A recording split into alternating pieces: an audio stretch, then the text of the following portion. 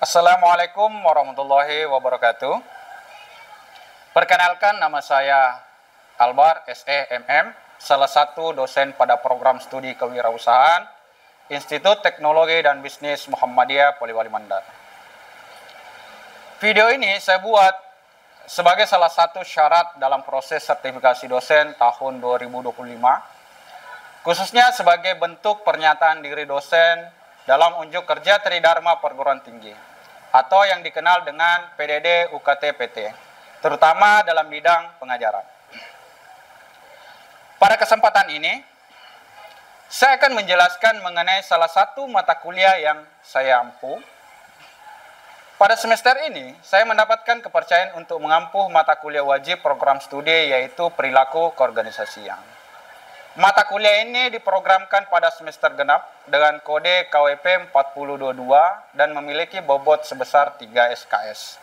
Mata kuliah ini membahas berbagai aspek penting terkait perilaku organisasi, mulai dari pengantar, sejarah dan latar belakangnya, posisi manusia dalam organisasi, perilaku individu maupun kelompok, persepsi dan komunikasi, kepemimpinan dan kekuasaan, hingga nilai, sikap, kepuasan kerja, motivasi, serta budaya organisasi.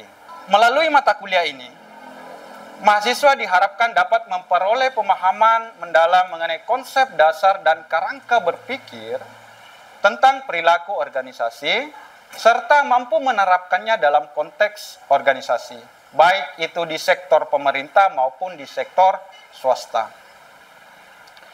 Subpencapaian pembelajaran yang ditargetkan dalam mata kuliah ini terdiri dari 14 poin, yaitu 1. Mahasiswa mampu menjelaskan pengantar, sejarah, dan latar belakang perilaku organisasi.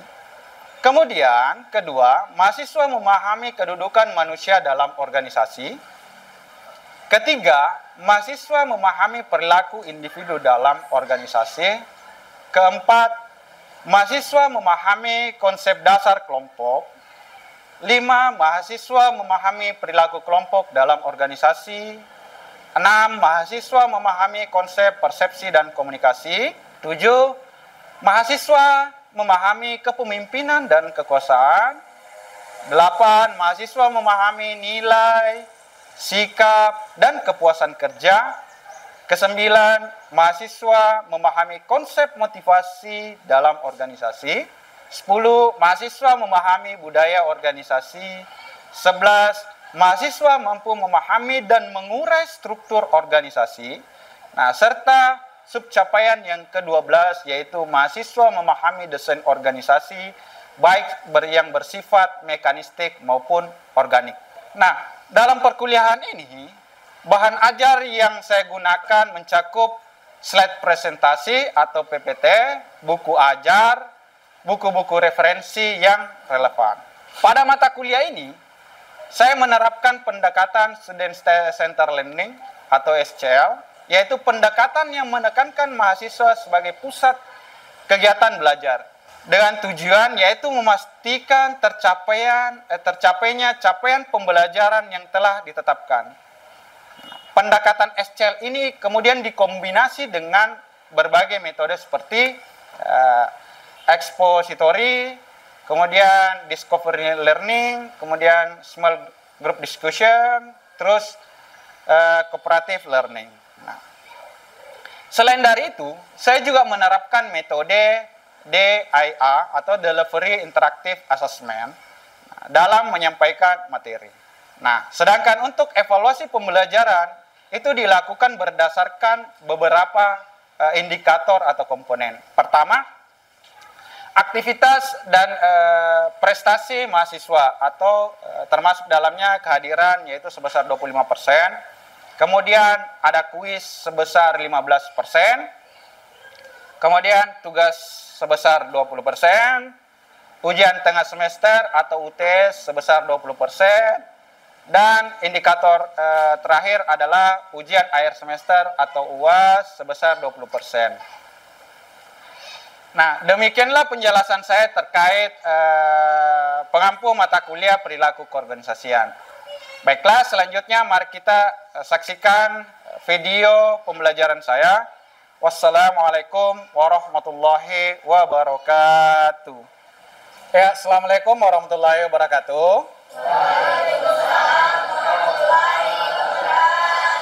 Alhamdulillahirrahmanirrahim. Rekan-rekan sekalian yang saya banggakan, kita masih ketemu dalam mata kuliah perilaku organisasi.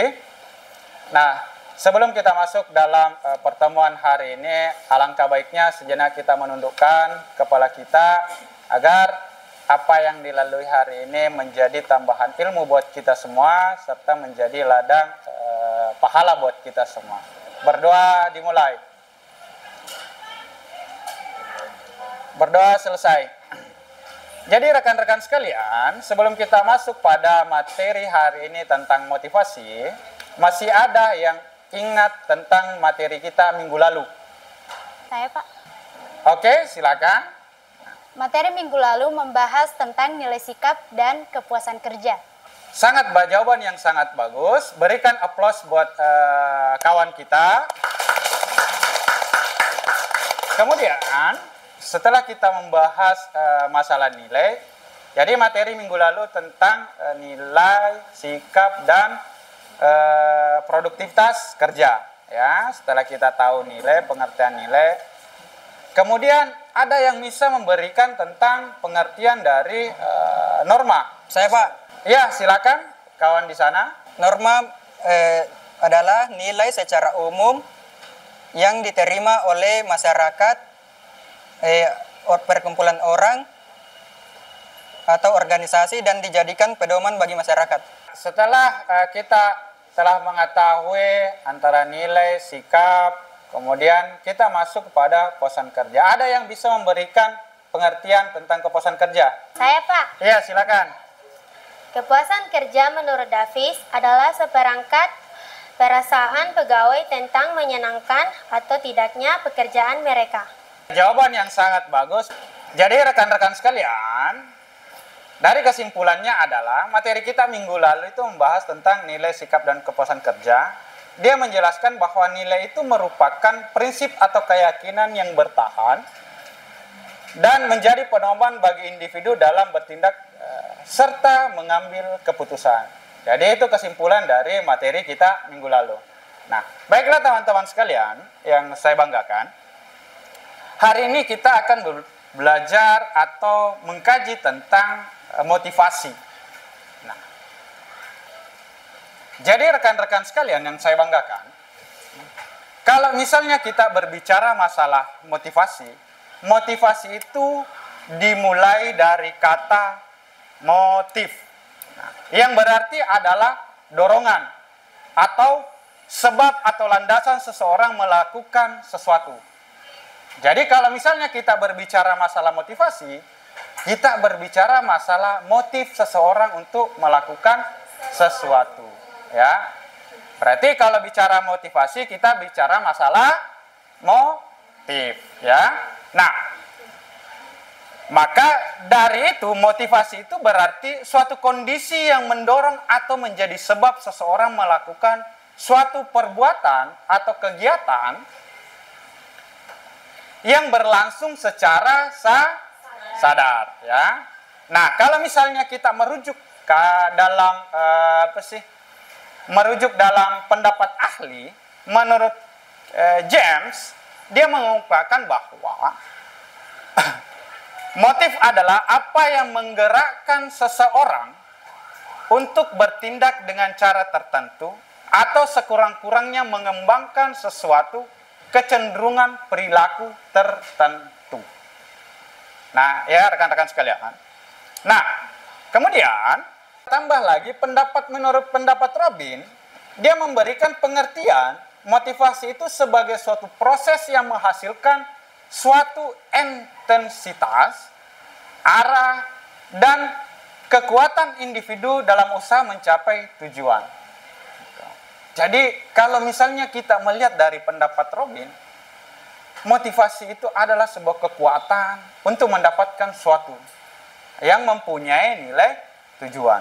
Nah, kemudian kalau misalnya kita merujuk dari pendapat Soekarno, dia mendefinisikan motivasi itu adalah hasrat atau kemauan untuk melakukan tingkat upaya yang tinggi ke arah tujuan organisasi.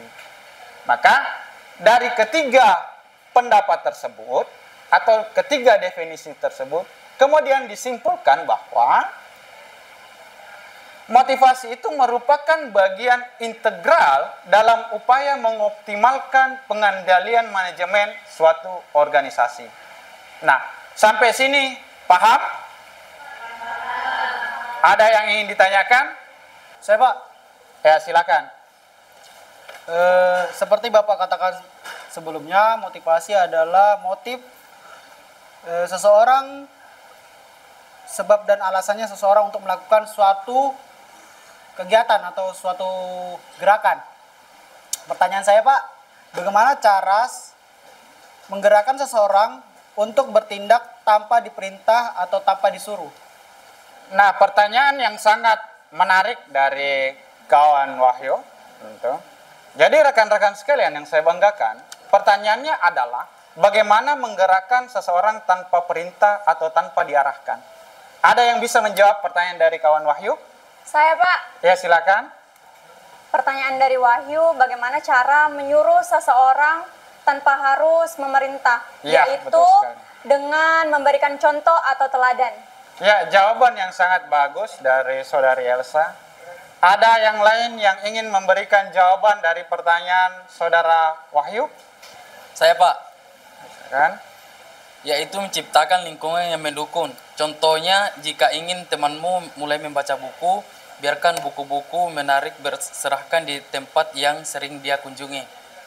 Jawaban yang sangat bagus. Jadi rekan-rekan sekalian, pertanyaannya itu sangat bagus dan dijawab dengan sangat bagus dan lugas oleh kawan kita. Nah, artinya sebagian sudah mengerti apa itu motivasi. Nah, kalau misalnya kita kembali dari pertanyaan saudara Wahyu, yaitu bagaimana menggerakkan seseorang tanpa diperintah, tanpa diarahkan.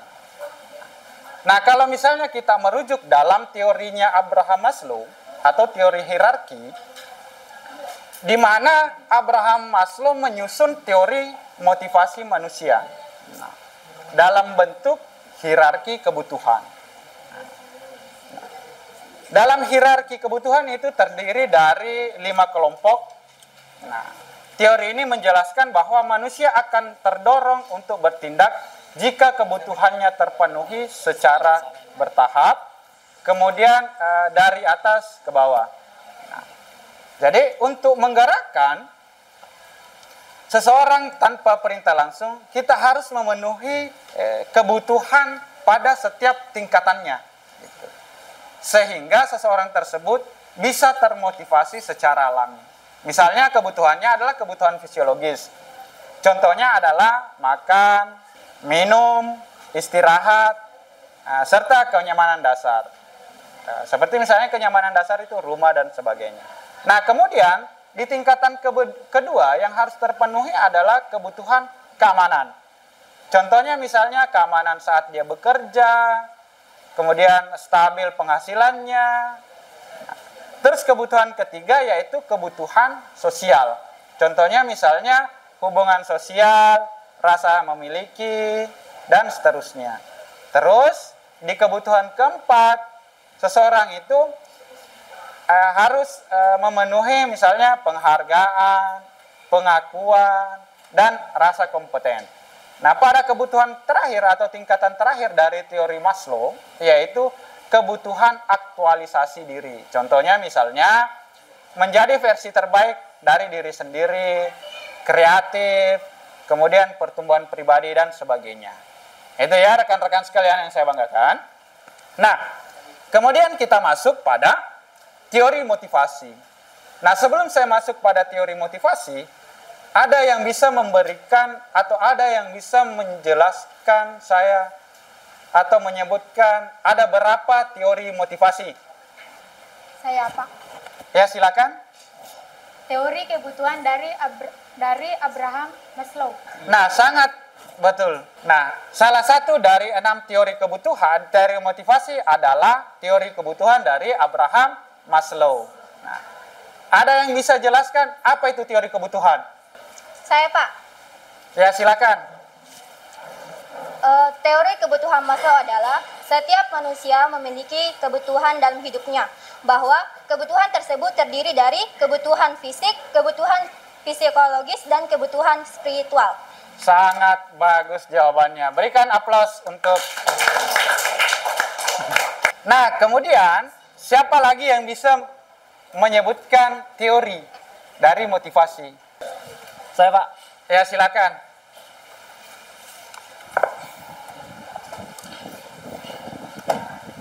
Dari Friedrich Herzberg, teori ini menjelaskan bahwa ada dua faktor yang dapat memberikan kepuasan dalam pekerjaan. Pertama adalah motivasi dan kedua adalah faktor kebutuhan. Betul sekali. Berikan aplaus untuk kawan kita. Jadi rekan-rekan sekalian semua, dari enam teori motivasi, dua sudah disebutkan. Pertama teori kebutuhan dan kemudian teori dua faktor atau teori Friedrich Herzberg. Nah, ada yang bisa menambahkan apalagi teori motivasi? Saya, Pak. Ya, silakan. Teori prestasi adalah mengklarifikasi berdasarkan akibat suatu kegiatan berupa prestasi yang dicapai, termasuk juga dalam pekerjaan. Dengan kata lain, kebutuhan prestasi merupakan motivasi dalam melaksanakan pekerjaan. Artinya bahwa manusia pada hakikatnya mempunyai kemampuan untuk berprestasi di atas kemampuan orang lain. Ya, berikan aplaus dulu untuk kawan kita. Jadi pertama itu ada teori kebutuhan tadi yang disebutkan, kemudian ada teori dua faktor, ketiga baru disebutkan yaitu teori prestasi. Nah, ada lagi yang ingin berikan? Saya, Pak. Silakan. Teori penguatan. Teori penguatan ini banyak dipergunakan dan diimplementasikan sifatnya dalam proses pembelajaran dengan menggunakan prinsip yang disebut hukum ganjaran. Jadi kan teori motivasi itu sudah disebutkan 4. Nah, berarti tinggal 2 teori motivasi. Ada yang bisa menambahkan? Saya, Pak. Ya, silakan. Teori harapan. Teori ini berpegang pada prinsip terhadap suatu hubungan yang erat antara pengertian seseorang mengenai suatu tingkah laku dengan hasil yang ingin diperolehnya sebagai harapan. Sangat bagus. Jadi sudah ada 5 teori yang disebutkan oleh teman-teman. Walaupun saya tidak menjelaskan, artinya teman-teman agak paham dengan materi ini. Nah, sekarang siapa yang bisa menyebutkan salah satu teori motivasi yang terakhir? Saya, Pak. Ya, silakan. Saya, Pak. Silakan. Nah, yang terakhir itu ada teori tujuan sebagai motivasi, yang dimana implementasi dari teori ini di lingkungan perusahaan itu sebagai tujuan unit kerja. Sangat bagus, berikan aplaus untuk kita semua. Jadi rekan-rekan sekalian yang saya banggakan, dari yang disebutkan rekan-rekan tadi itu adalah 6 teori motivasi. Teori pertama yaitu teori kebutuhan atau need, itu dari Abraham Maslow, pencetusnya. Kemudian teori kedua adalah teori 2 faktor dari Friedrich Herzberg.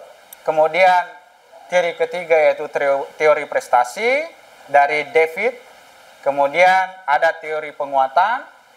Kemudian ada teori harapan. Dan yang terakhir itu teori tujuan sebagai motivasi. Itu luar biasa teman-teman, berikan aplaus untuk teman-teman sekalian.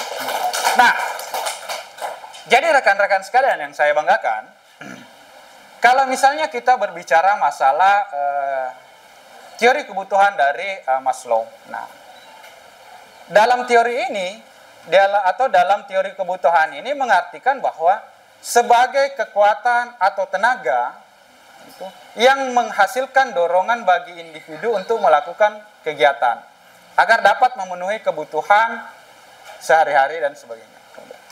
Nah, kebutuhan yang sudah terpenuhi kemudian tidak berfungsi untuk menghilangkan kekuatan dalam motivasi kegiatan sampai saat timbul kembali sebagai kebutuhan baru yang mungkin saja sama dengan sebelumnya. Gitu ya, kalau misalnya kita berbicara masalah teori kebutuhan dari Abraham Maslow, ya. Nah, Jadi secara ringkas kalau misalnya kita lihat kebutuhan dari Maslow, pertama yaitu tidak ada kebutuhan yang terjadi bersama di antara kategori-kategori kebutuhan. Kemudian kebutuhan dipusatkan terlebih dahulu dari yang paling bawah. Jadi kalau misalnya kita bicara teori harapan dari Maslow atau teori kebutuhan dari Maslow, yaitu piramida terbalik ya, dari yang paling dasar kemudian naik ke level kedua, ketiga, 4, dan 5 dan seterusnya ya. Nah, sampai sini paham? Paham. Oke, rekan-rekan sekalian. Jadi kalau misalnya kita berbicara motivasi, saya rasa teman-teman semua paham. Jadi dalam kelas ini kita akan membedah sebuah kasus tentang motivasi. Nah, jadi saya harap kita saya akan membagi dua kelompok dalam kelas ini, dan kita akan berdiskusi masalah kasus tersebut. Kelompok satu di bagian kiri saya, kemudian kelompok kedua itu di bagian kanan saya. Silakan bergabung bersama kelompoknya, kemudian kita berdiskusi masalah kasusnya. Nah, setelah teman-teman membagi dua kelompok, jadi tolong analisis kasus ini berdasarkan kelompok teman-teman atau hasil berembuk dari teman-teman, analisis kasusnya berdasarkan masalahnya, kemudian buat strategi pemecahannya, kemudian teman-teman menyimpulkan. Setelah itu kita diskusi. Oke, silakan dikerjakan.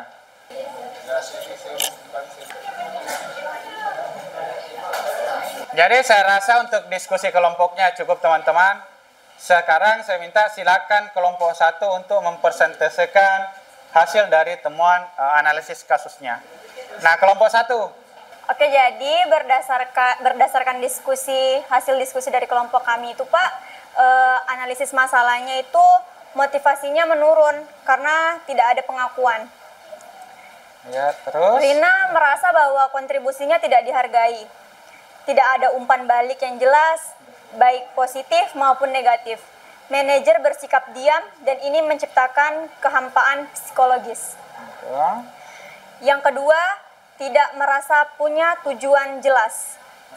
Mungkin Rina tidak melihat kenapa aku harus menyelesaikan ini. Tujuan proyek tidak dikaitkan dengan nilai personal atau tujuan jangka panjangnya. Nah, bagaimana dengan strategi pemecahan masalahnya, Elsa? Yang pertama itu mungkin bangun koneksi personal melalui manajernya atau orang yang berpengaruh, bisa memulai dengan percakapan pribadi. Sangat bagus, berikan aplaus untuk kelompok satu. Nah, sekarang saya minta untuk kelompok dua mempresentasikan hasil dari diskusi kelompoknya berdasarkan kasus ini. Silakan kelompok dua. Berdasarkan hasil diskusi kelompok kami, analisis masalahnya yaitu lingkungan yang kurang mendukung, atmosfer kerja yang tidak memberi energi, tidak adanya kolaborasi, atau bahkan hubungan antar karyawan yang dingin dan mematikan semangat. Jadi rekan-rekan sekalian, aplaus untuk kedua kelompok ini. Nah, jadi rekan-rekan sekalian yang saya banggakan, kalau misalnya kita berbicara masalah kasus Rina, itu Rina dan proyek yang tak kunjung selesai. Nah, di mana situasinya itu Rina adalah seorang pegawai dan seterusnya. Nah, kalau misalnya kita simpulkan dari kasus ini, pertama yaitu kasus Rina itu menunjukkan bahwa turunnya motivasi seseorang itu karena disebabkan oleh masalah atau kurangnya kemampuan. Dan motivasi selalu dibangkitkan melalui perintah atau tekanan. Jadi dia termotivasi karena tekanan gitu. Nah, jadi kesimpulannya adalah motivasi bukan soal memaksa bergerak, tapi soal membuat seseorang ingin bergerak dengan kesadaran, tujuan, dan hati yang menyala. Gitu ya rekan-rekan sekalian. Nah, dengan demikian, maka saya rasa pertemuan kita hari ini sampai di sini. Ada yang bisa menyimpulkan materi kita hari ini tentang motivasi? Oke, silakan. Jadi dari materi motivasi hari ini yang bisa saya simpulkan yaitu Motivasi sangat penting dalam meningkatkan produktivitas dan kinerja individu, baik dalam konteks pribadi maupun profesional. Selain itu, teori-teori motivasi seperti hierarki kebutuhan Maslow, teori 2 faktor Herzberg, dan teori harapan Fromm memberikan kerangka pemahaman tentang bagaimana motivasi bekerja dan bagaimana cara memanfaatkannya secara efektif. Sangat bagus kesimpulan dari pertemuan kita hari ini atau tentang materi motivasi hari ini. Aplaus untuk kawan kita. Jadi rekan-rekan sekalian yang saya banggakan, sebelum saya tutup kelasnya, silakan kerjakan tugasnya. Tugas 4 ada di Sparring, kemudian teman-teman bisa akses linknya di Sparring. Nah, waktu pengerjaannya itu 1 minggu dihitung dari hari ini. Pengumpulan tugasnya juga dilakukan di Sparring atau sistem pembelajaran daring kita. Kemudian jangan lupa untuk mengisi daftar hadirnya yang ada di Sparring. Nah, sebelum saya tutup materi hari ini, rekan-rekan sekalian, saya mengingatkan bahwa pertemuan minggu depan itu kita akan membelajar tentang materi budaya organisasi. Gitu.